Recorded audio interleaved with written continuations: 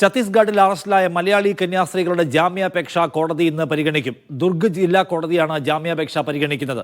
വെള്ളിയാഴ്ചയാണ് മനുഷ്യക്കടത്ത് ആരോപിച്ച് വന്ദന ഫ്രാൻസിസ്, പ്രീതി മേരി എന്നിവരെ പോലീസ് അറസ്റ്റ് ചെയ്തത്. അറസ്റ്റ് ചെയ്ത സംഭവത്തിൽ BJPക്കെതിരെ കത്തോലിക്ക സഭയുടെ മുഖപത്രമായ ദീപിക മുഖപ്രസംഗം എഴുതി. കന്യാസ്ത്രീകളെയല്ല, മതേതര ഭരണഘടനയാണ് വർഗീയവാദികൾ ബന്ധികളാക്കിയതെന്ന് മുഖപ്രസംഗം പറയുന്നു. രാജ്യത്ത് ബൈബിളിനും കുരിശിനും അപ്രഖ്യാപിത വിലക്കാണെന്ന് കത്തോലിക്ക സഭയുടെ മുഖപത്രം മുഖപ്രസംഗത്തിൽ ആരോപിക്കുന്നുണ്ട്. വലിയ നീതി നിഷേധമുണ്ടായെന്ന് സിസ്റ്റർ പ്രീതി മേരിയുടെ കുടുംബം പ്രതികരിച്ചു. ഒരിക്കലും ഇത് നമുക്ക് അംഗീകരിക്കാൻ സാധിക്കില്ല. കാരണം ഇവിടെ ആൾക്കൂട്ട ഇവിടെ മനുഷ്യക്കടത്തോ മതപരിവർത്തനം ഒന്നും നടന്നിട്ടില്ല. മതപരിവർത്തനം എങ്ങനെ നടക്കും? മതപരിവർത്തനം എന്ന് പറഞ്ഞാൽ 3 കുട്ടികളും ക്രിസ്ത്യാനികളാണ്.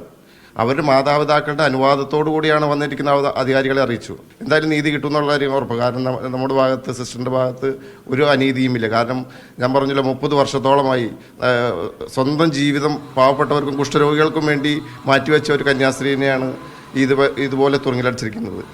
100% സത്യം നമ്മുടെ ഭാഗത്താണ്. നമ്മൾ തെറ്റൊന്നും ചെയ്തിട്ടില്ല. തെറ്റ് ചെയ്യുന്നവരാണ് പേടിക്കേണ്ട കാര്യമുള്ളൂ.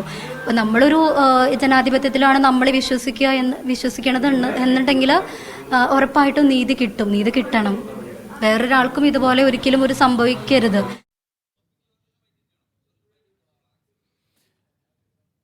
കൂടുതൽ വിവരങ്ങളുമായി ലിഡിയ ജേക്കബ് ചേരുന്നു. ലിഡിയ, ഇവരുടെ കുടുംബം ഈ കാര്യത്തിൽ പറയുന്നത് എന്താണ്? കത്തോലിക്ക സഭയുടെ മുഖപത്രത്തിൽ എന്താണ് ഈ കാര്യത്തിൽ അവരെടുക്കുന്ന സ്റ്റാൻഡ് എന്താണ്? നിഷാദ്, സിസ്റ്റർ പ്രീതിയുടെ കുടുംബമാണ് അല്പം മുമ്പ് നമ്മോട് പ്രതികരിച്ചത്. അതായത് 30 വർഷത്തോളമായി ഉത്തരേന്ത്യ കേന്ദ്രീകരിച്ച് ആതുര സേവനങ്ങളും മറ്റും ചെയ്യുന്ന വ്യക്തിയാണ് സിസ്റ്റർ പ്രീതി മേരിയും ഒപ്പമുണ്ടായിരുന്ന സിസ്റ്ററും. അത്തരത്തിൽ അവരെ കഴിഞ്ഞ ദിവസം ഉണ്ടായിരുന്ന സംഭവം വലിയ രീതിയിലുള്ള ഞെട്ടലാണ് കുടുംബത്തിന് ഉണ്ടായിരിക്കുന്നത്. അവർ യാതൊരു വിധത്തിലുള്ള തെറ്റും ചെയ്യാത്തവരാണ് എന്ന ഉത്തമ ബോധ്യമാണ് ഉണ്ട് എന്നാണ് കുടുംബം പറയുന്നത്. മാത്രമല്ല, ഈ അറസ്റ്റ് ചെയ്ത കന്യാസ്ത്രീകൾ അവരുടെ ഒപ്പമുണ്ടായിരുന്ന പെൺകുട്ടികൾ അവരുടെ സമ്മതപ്രകാരമാണ്, കുടുംബത്തിന്റെ സമ്മതപ്രകാരമാണ് ഇവരുടെ ഒപ്പം വന്നത്. മറ്റ് മനുഷ്യക്കടത്ത് പോലെ ആരോപിക്കുന്ന പ്രശ്നങ്ങളൊന്നും തന്നെ ഇതിലില്ല എന്നുകൂടി കുടുംബം വ്യക്തമാക്കുന്നു.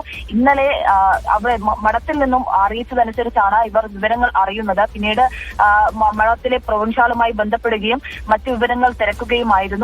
30 വർഷത്തോളമായി ഈ ഉത്തരേന്ത്യ കേന്ദ്രീകരിച്ച് ആതുര സേവനങ്ങൾ ചെയ്തു വരുന്ന ഒരു വ്യക്തി കൂടിയാണ് ഈ കന്യാസ്ത്രീ എന്ന് പറയുന്നത്, ഈ 2 കന്യാസ്ത്രീകളും.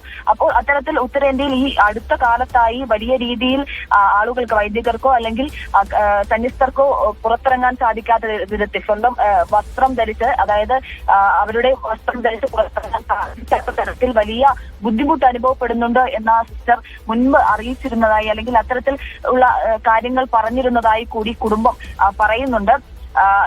വലിയ നീതി നിഷേധം ഉണ്ടായി, അതിൽ കർശനമായിട്ടുള്ള നടപടി ഉണ്ടാവണം, സത്യം തങ്ങളുടെ ഭാഗത്താണ് എന്ന ഉത്തമ ബോധ്യമുണ്ട് എന്ന് കൂടി കുടുംബം വ്യക്തമാക്കുന്നുണ്ട്.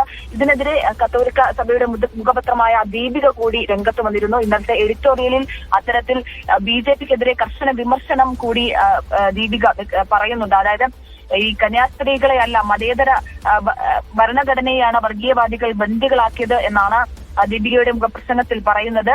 ഈ സർക്കാർ സ്ഥാപനങ്ങളിലേക്കടക്കം വർഗീയവൽക്കരണം വ്യാപിക്കുന്നു. ഒപ്പം മുൻപും ഇത്തരത്തിൽ സമാനമായ സംഭവങ്ങൾ ഉണ്ടായിരുന്നു. അതായത് ഒഡീഷയിൽ മുൻപും ഇത്തരത്തിൽ വൈദികരെ ആക്രമിക്കുന്ന, സെൻസറെ അടക്കം ആക്രമിക്കുന്ന സമാന സംഭവങ്ങൾ ഉണ്ടായിരുന്നു. അന്നും പോലീസും സർക്കാരും ഒക്കെ കാഴ്ചക്കാരായി നിൽക്കുകയാണ് ചെയ്തത്. ഇത് വീണ്ടും ആവർത്തിക്കുന്ന ഒരു സാഹചര്യമാണ്. BJP വിചാരിച്ചാൽ വർഗീയതയെ തളയ്ക്കാൻ സാധിക്കും, പക്ഷേ അതിന് ശ്രമിക്കുന്നില്ല. BJPയുടെ വാക്കും പ്രവൃത്തിയും തമ്മിൽ ചേരുന്നില്ല എന്നും അത് കേരള ഘടകത്തെ ഓർമ്മിപ്പിക്കുന്നതായും ദീപികയുടെ മുഖപ്രസംഗത്തിലുണ്ട്. മാത്രമല്ല, ഈ മറ്റ് സംസ്ഥാനങ്ങളിൽ കന്യാസ്ത്രീകൾക്ക് കുറ്റപത്രവും കേരളത്തിൽ പ്രശംസാപത്രവും കൊടുക്കുന്ന ഒരു രീതിയാണ്. അത്തരത്തിലുള്ള ഒരു രാഷ്ട്രീയം മതേതര സമൂഹം തിരിച്ചറിയുന്നുണ്ട് എന്നും ദീപിക വ്യക്തമാക്കുന്നു.